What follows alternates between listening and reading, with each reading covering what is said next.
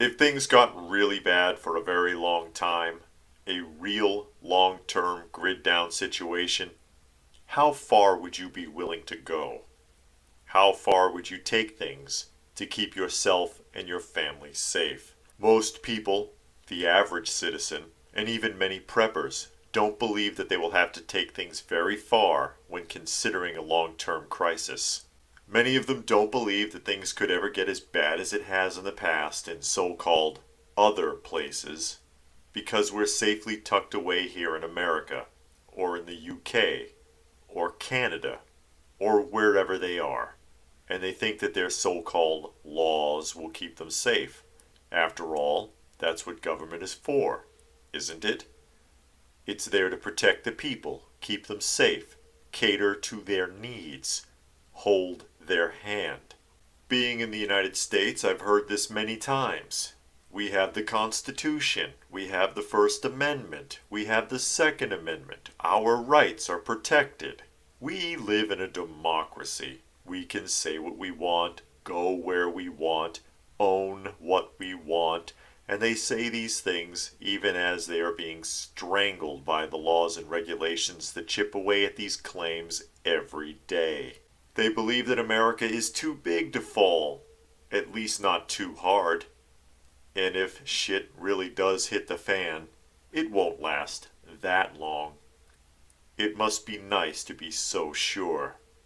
Well, don't be so sure, and don't be so naive. The function of any type of government anywhere is control, and nothing is more important to control than their own power over their own people, especially during a crisis.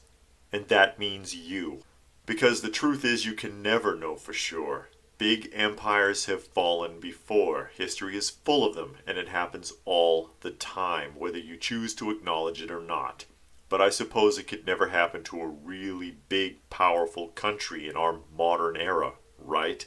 I'm sure that the people living under the Soviet Union never could have believed that their government would collapse and lose control. And I bet they never conceived of how nasty it would get while trying to get that control back, despite how hard things were before the collapse.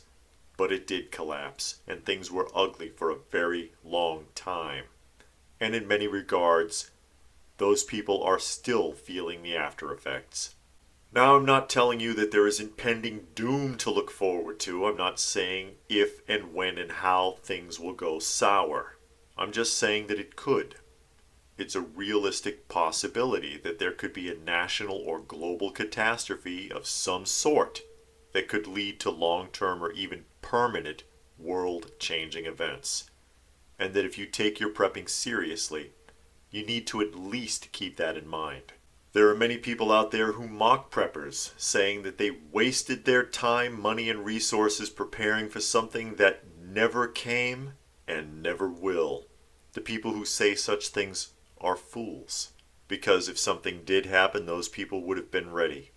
And because there are countless others just like them who survived disasters the world over that stand as examples that justify preparedness.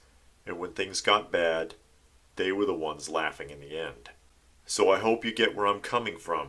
If so, please do give the video a thumbs up, and feel free to post any thoughts in the comment section down below. Share the video if you can, and subscribe if you are new. Check out some of the other videos. You may find something interesting to you, and I hope that you do.